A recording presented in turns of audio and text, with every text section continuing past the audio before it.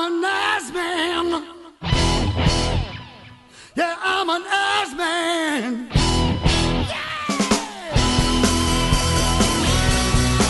Welcome to the Squared Circle 101, episode 5.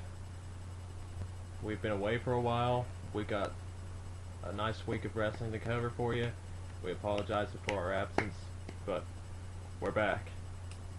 Alright, so we'll start off as always with the flagship of wrestling, Monday Night Raw. And yes, I said wrestling, because at this point TNA Impact is not showing me anything. At this point, TNA's Bound for Glory pay-per-view ain't showing me anything. So, let's get started.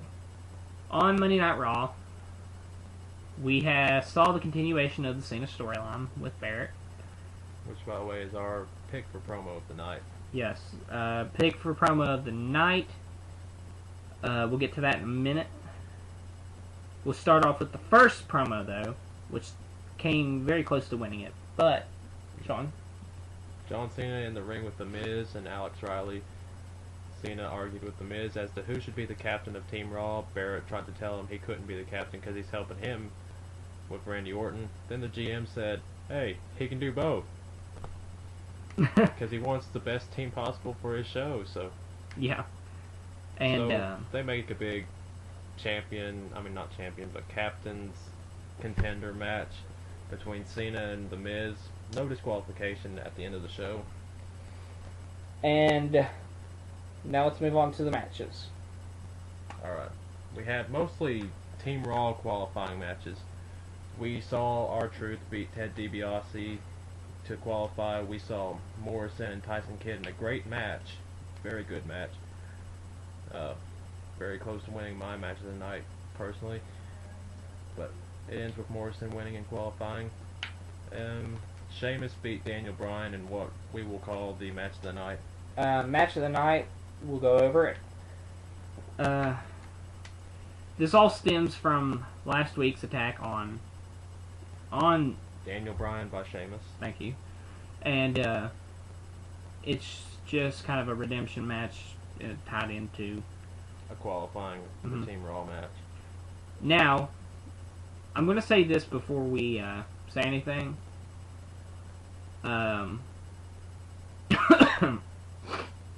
That I knew whoever won this match, the opposite would win the Cena Miz match, because I knew they wouldn't put Daniel Bryan with the Miz.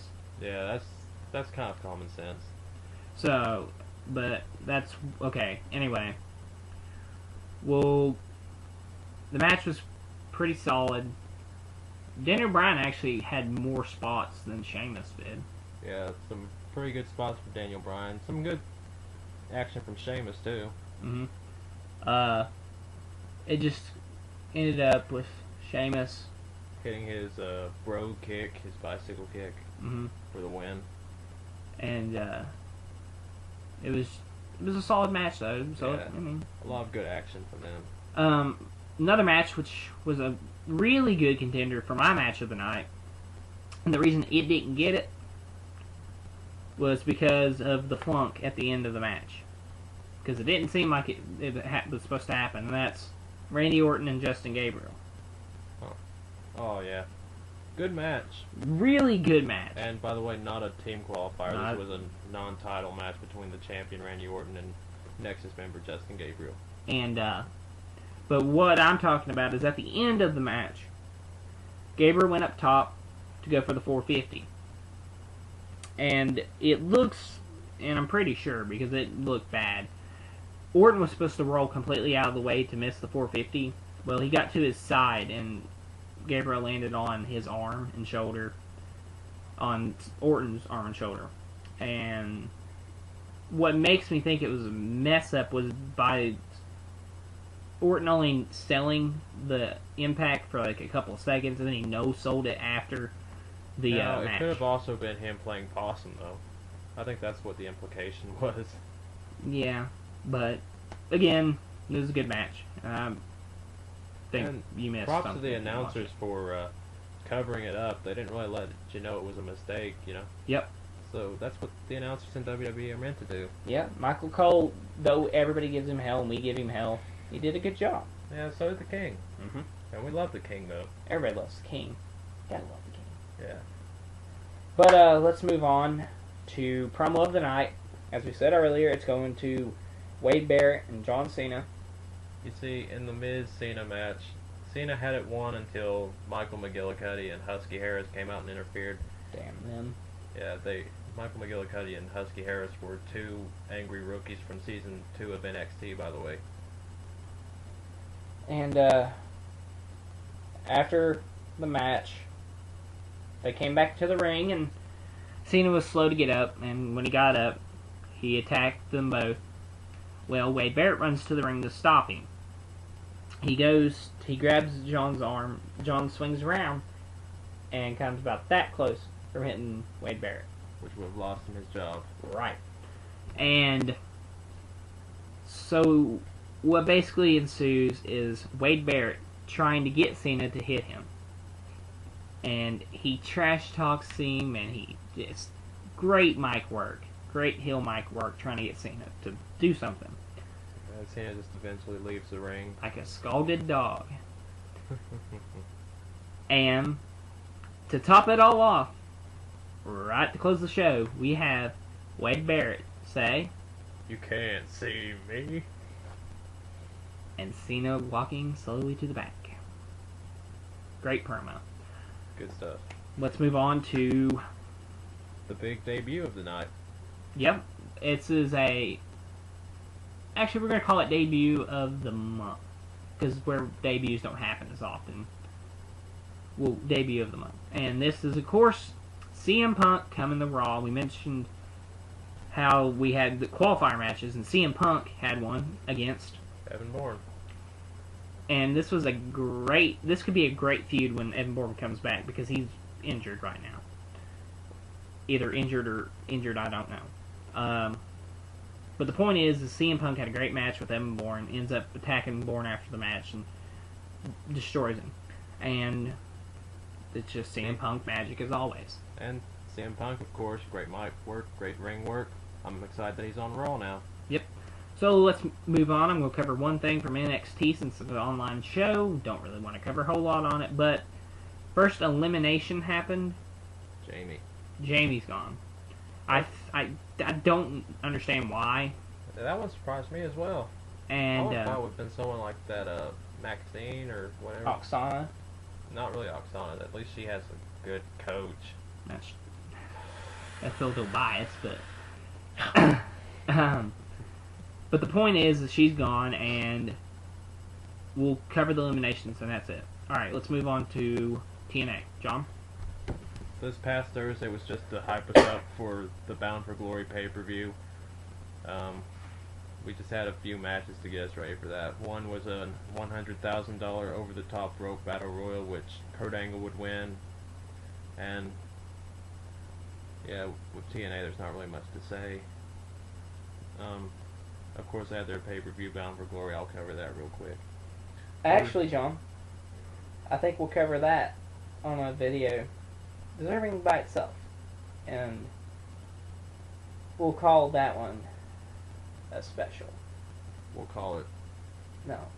Just go ahead and move on. Alright. You all watch. You'll see it. We'll post it. You'll see destruction. You'll see the TNA writing staff get theirs. Yep. But one thing I would like to bring up was Superstars, even though I didn't get to see much of it. I got to walk in on a very awesome tag team match between the Hart Dynasty, Tyson Kidd and David Hart Smith, against the Usos, Jimmy and Jay. Great action, great back and forth. Oh, by the way, interesting fact, if you all didn't know this, Jimmy and Jay Uso are the sons of former WWE superstar Rikishi. That's pretty cool. That's an interesting fact, ain't it? Mm-hmm. And which means, of course, they're also related to The Rock. Pretty much every Samoan wrestler. Yeah, the Wild Samoans, Jamal, who, may he rest in peace, Umaga, and Rosie, who was Jamal's tag team partner, and Jimmy Snuka. Yep. That's just to name a few. Again, SmackDown, we're pretty bad at covering SmackDown. I'm sorry. Although we Rey do. Mysterio beat Alberto Del Rio in the main event. Edge defeated Jack Swagger in his SmackDown debut. Which looks, he just feels right on SmackDown. I don't know why.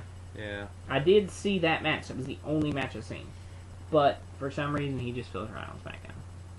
Yeah, and Kaval and Kofi Kingston challenged tag team champions Cody Rhodes and Drew McIntyre and unfortunately lost. They're burying Cabal on SmackDown. Yeah, but I do like the team of Cody Rhodes and Drew McIntyre. Both are very talented. Oh, yeah. I like them a lot. And MVP almost got a win over Intercontinental Champion Dolph Ziggler, but however, Vicky Guerrero actually walked out on the match, and her rookie from NXT helped Ziggler retain the title. Do I smell dissension in the relationship? I do. Oh, I smell something. I think it just might be dissension. But you know what else I smell? Hellfire and brimstone, as at the Hell in a Cell pay-per-view a few weeks ago, Paul Bearer turned on The Undertaker to help Kane retain the title.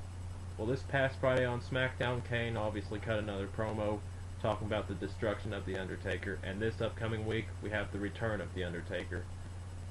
We shall see how that transpires. And for anybody who didn't realize this was coming, I feel sorry for you. I mean, for God's sakes, Undertaker put Paul Bearer in cement. He buried him alive in a cement. Yeah, that was... whatever that was. I think it was like blue. You know what was actually pretty funny about that? There was some, like, Iraqi prisoner or something they had, like, going on about what he went through, and he said it was like a coffin, a concrete coffin, and I thought that was, like, promoting the match or something. That was, like, a few weeks before that pay-per-view event, the first ever Great American Bash in WWE. God, I missed that pay-per-view. Also, want to plug a couple of things before we leave.